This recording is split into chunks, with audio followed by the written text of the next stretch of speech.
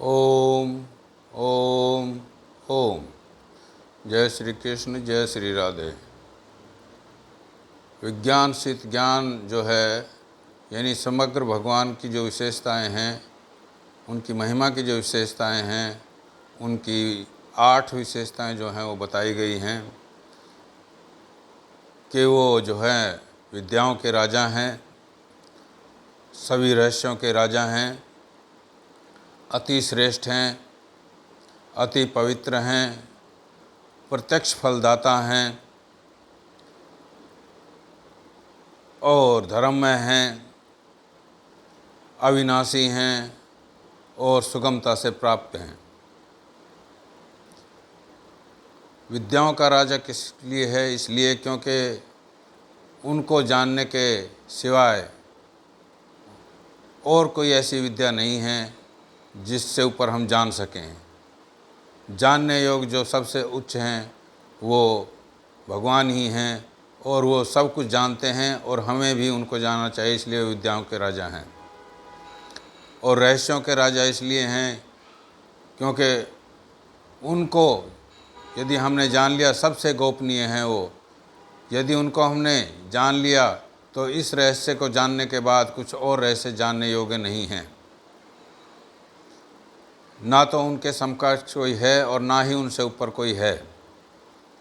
इसलिए वो जितनी भी गोपनीयताएं हैं या जितने भी रहस्य हैं वो सबके राजा हैं और वो अति पवित्र भी हैं। अति पवित्र जो है ना, इसलिए हैं कि वो जो है ना दुराचारी से दुराचारी, पापी से पापी, जितने भी हैं सभी को पवित्र कर देते हैं और उनसे पवित्र कोई है ही नहीं। यहाँ तक कि उनका जो ज्ञान है वो भी पवित्र है और पवित्र करने वाला है। और विज्ञान से ज्ञान जो है वो अति पवित्र बताया गया है।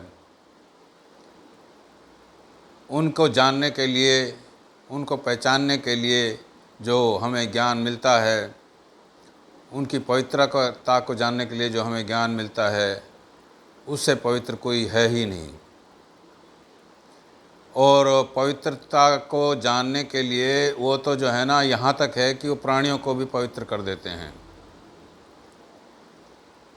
ब्रह्मवैवर्त पुराण के अंदर एक श्लोक भी है, अपवित्र पवित्रो व सर्वस्थाम गतोपि वा ये सुमरेत पुंडरीकाक्षम स बाह्यभूत शुचि।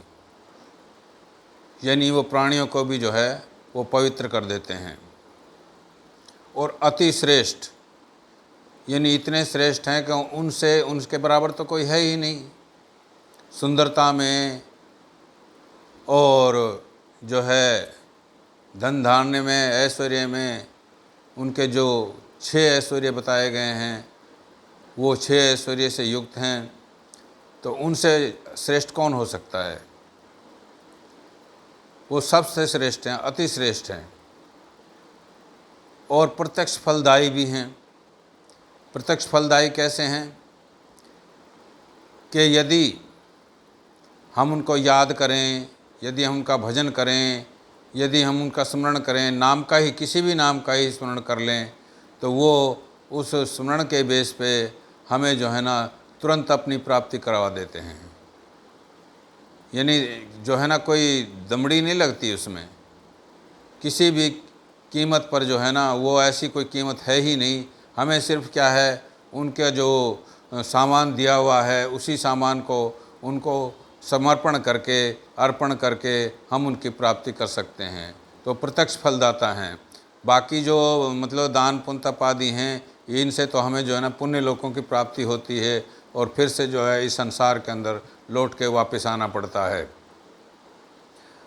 इसके अतिरिक्त वो धर्म में हैं, वो धर्म का साथ देते हैं, अधर्म का नहीं देते हैं।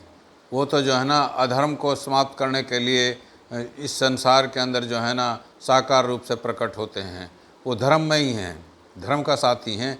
जो भी मतलब पुण्य का कार्य करेगा, जो मतलब मानवता का कार्य करेगा, जो शुभ कार्य करेगा और जो भगवान का स्मरण करेगा और जो भी उनके भगवान की साधना से जुड़ने के लिए प्रयास करेगा या करवाएगा, वो उसके साथ हैं।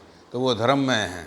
इसीलिए क्योंकि विज्ञान सहित जो ज्ञान है ये धर्ममय है, ये धर्म की शिक्षाएं देता है, इसलिए वो जो है ना धर्ममय है। भगवान को धर्ममय कहा गया है। अविनाशी है, वो भी उनका जो है ना विनाश नहीं हो सकता। उनके अंदर किंचित बात भी कभी भी कोई कमी नहीं आती है, इसलिए वो जो है ना अविनाशी हैं और कभी वो परिवर्तन उनके अंदर नहीं आता। वो वैसे के वैसे ही रहते हैं, चाहे रूप कोई भी धारण कर लें, लेकिन वो निराकार रूप में जो है ना वैसे के वैसे ही हैं। साकार रूप में वो कैसे भी आ सकते हैं, वो उनकी लीलाएं हैं और बड़ी आसानी से प्राप्य हैं। इसका मतलब ये हुआ कि वो इतनी आसानी से प्राप्य हैं कि हम जो है ना हम उनका ही सामान उनको अगर दे दें, उनका याद करें, स्मरण करें, तो हम जो है ना बड़ी आसानी से उनको प्राप्त कर सकते हैं। ये नहीं है कि हमें कोई कीमत चुकानी पड़ेगी। जब उन्होंने जन्म दिया है तो उस जन्म के बेस पर हम उनको याद करके, मनुष्य का जन्म पा करके, उनकी साधना करके, उनके भजन करके, उनके कीर्तन करके हम उसको प्राप्त कर सकते हैं। तो इतने सुगमता से जो प्राप्य हैं वो अति सुगम प्राप्य हैं, इसीलिए उनको अति सुगम प्राप्य कहा गया है, सुगमता से प्राप्त कहा गया है। यानी हमारा तो कोई सामान कुछ है ही नहीं, सब कुछ जो है वो भगवान का ही है। वासुदेव सर्वम, ये गीता में भी कहा गया है। तो जब उनका सामान हम उनको अर्पण करते हैं और उसी के अर्पण करने से जब वो हमारा कल्याण कर देते हैं तो हमें सुगमता से प्राप्त हो ही गए। तो इन विशेषताओं के बल पर जो है ना हम जो हैं अपना कल्याण कर सकते हैं और अपने कल्याण करके हम इस जीवन मरण के चक्कर से छुटकारा पा सकते हैं। जय श्री कृष्ण, जय श्री राधे, जय भगवद गीता, जय गौ माता, जय गुरुदेव।